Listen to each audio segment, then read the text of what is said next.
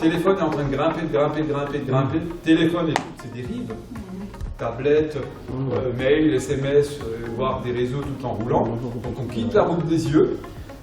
À Tout âge Alsace propose un stage gratuit de conduite et prévention routière d'une journée. L'objectif est double, réactualiser ses connaissances du code de la route et bénéficier d'un bilan de conduite.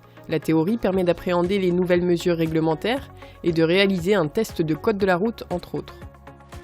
Sur les 18 personnes présentes ce matin, il y a une personne lors du tour de table qui a dit qu'elle roulait très peu, une autre personne qui roule pas souvent. Mais la moyenne des kilométrages annuels de la plupart des participants, c'est entre 10 et 15 000 km par année quand même.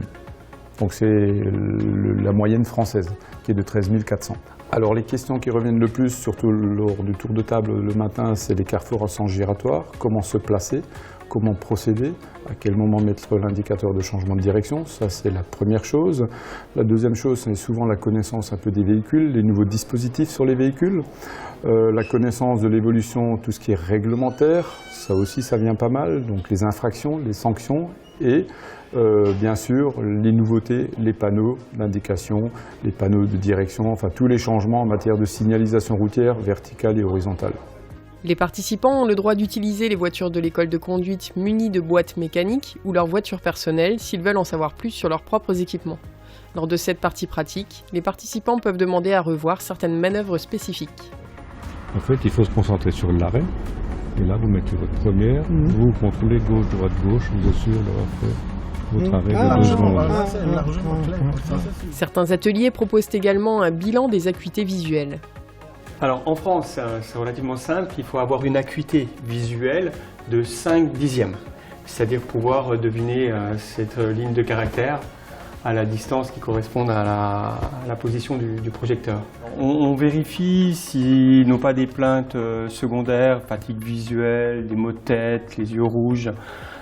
Ça, c'est pas pour faire un bilan médical, mais c'est juste pour essayer de révéler les différents problèmes qu'ils pourraient avoir et peut-être les diriger éventuellement chez un médecin à ce moment-là.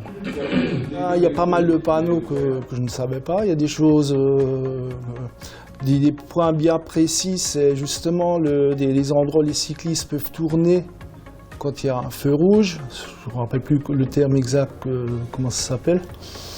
Ensuite, les zones de rencontre, je savais non plus ce que c'est, mais je sais ce que c'est que ce panneau. Mais la conduite, j'ai eu une remarque parce qu'à un stop, la voiture roulait encore doucement, c'est-à-dire je dois m'arrêter en deuxième, passer la première à l'arrêt. Voilà ce que j'ai retenu et je vais essayer de mettre ça en pratique. C'est un des points les plus importants qui m'ont signalé. Donc moi je porte les lunettes, je fais mes contrôles régulièrement. Après on a discuté sur des choses et d'autres. Comme la nuit par exemple, je suis très ébloui par les nouveaux éclairages à LED. Donc on a discuté pour prendre éventuellement des verres à teinture jaune. Donc globalement c'était bien quoi.